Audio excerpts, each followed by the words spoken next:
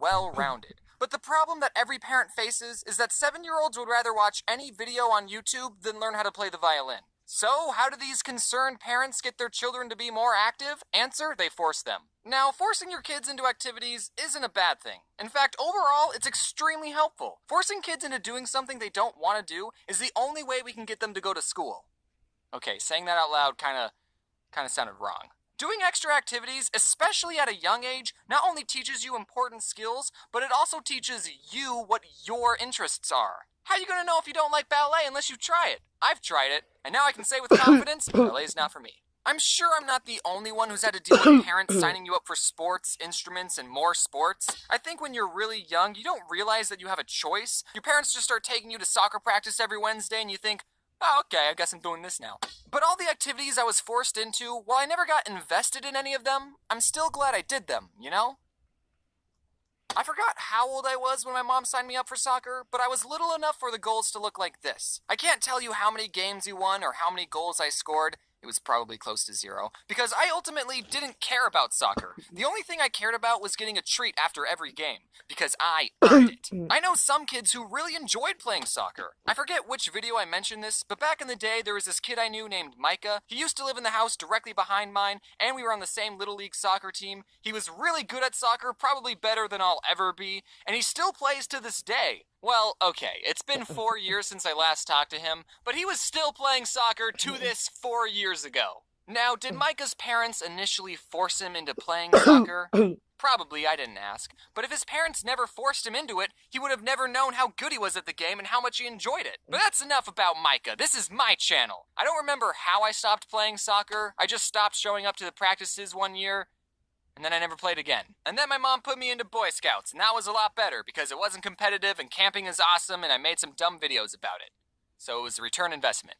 Another activity my mom put me in was this martial art class called Aikido. I'm honestly surprised I've gotten 107 videos without mentioning Aikido once. Probably because it was boring and nothing interesting happened. My mom put me and my twin sister into Aikido, and we both agreed that it was boring and we didn't like it. So we decided not to remind my mom whenever she had to take us to class. And surprisingly, she forgot most of the time. Okay, look, whenever the sensei was talking, we had to sit on our knees, and that gets uncomfortable after 2 seconds. What is Aikido, I hear you asking? Aikido is a special form of martial arts in that it doesn't teach you how to fight. Aikido is all about self-defense and to also not hurt the attacker. You know those self-defense techniques that are like, if someone tries to attack you, use your keys as a knife and stab them. Aikido is not that. An Aikido master will take an attacker's arm, spin them around, and then pin them down to the floor. Now that sounds really cool on rice paper, like if someone goes to attack you, and then you block their punch and pin them to the ground, and you just give them a look like, you want to take me on, kid? I've already got you pinned down. Now I'm not going to hurt you because I'm that powerful. But if you ever attempt to attack me or my clan ever again, I will be forced to use 10% of my power and break your spine in half. And I think my mom saw that Aikido was non-violent and taught self-defense, and she thought it was a better activity than learning how to kick someone in the face. But after doing some research on Aikido, I've learned that it's not really, what's the right word?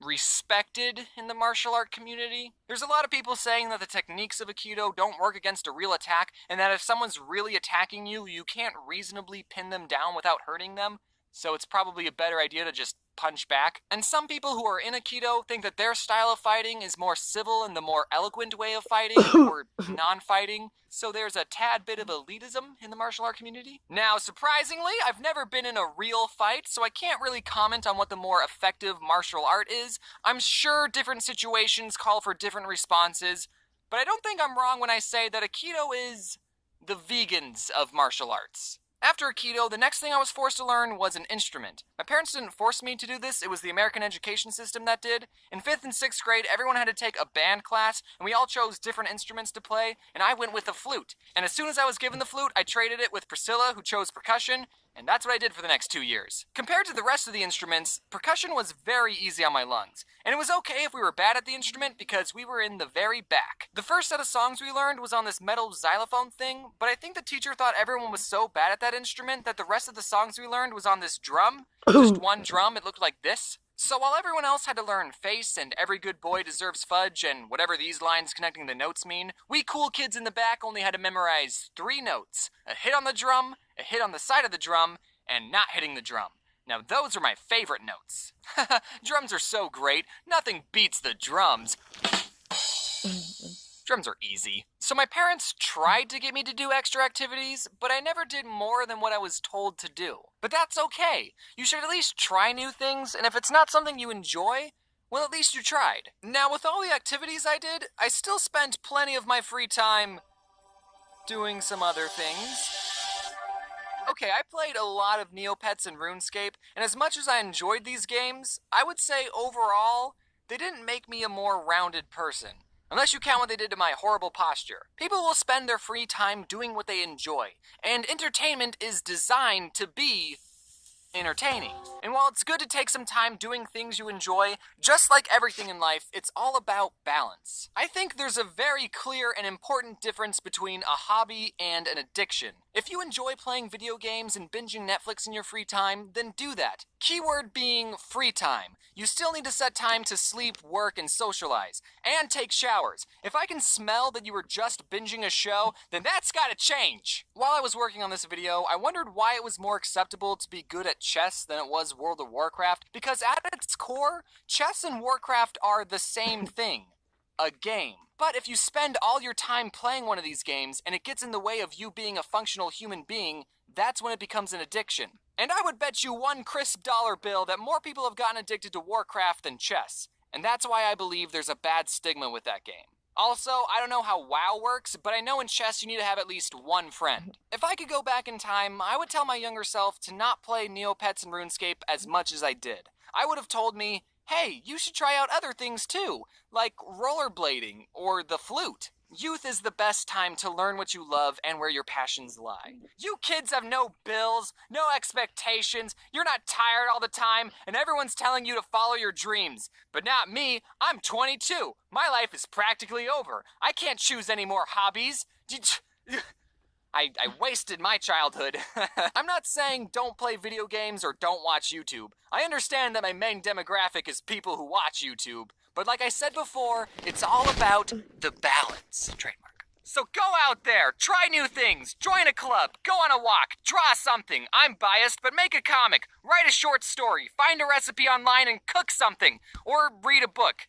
Take breaks, yes, but never stop learning. And when you're an adult, you can force your children to learn too.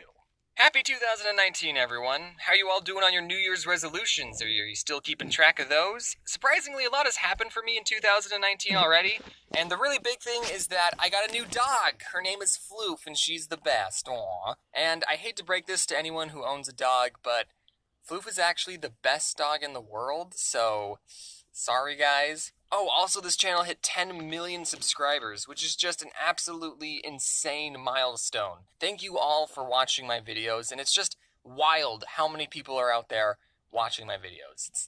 They're just videos, guys, calm down. Also, big thanks to all my lovely additional artists. I wouldn't be able to make these videos as fast and as high quality as they are without them, so thank you all for working on this video, and cheers to 10 million. I guess the next video I'll be working on will involve sprinkles. Now, when I first started the sprinkle tradition, I thought, oh, it's just a fun little thing to do every once in a while. And now I'm buying a lot of sprinkles. So, woe is me. I'm gonna go take a nap now, and as always, wear your seatbelt.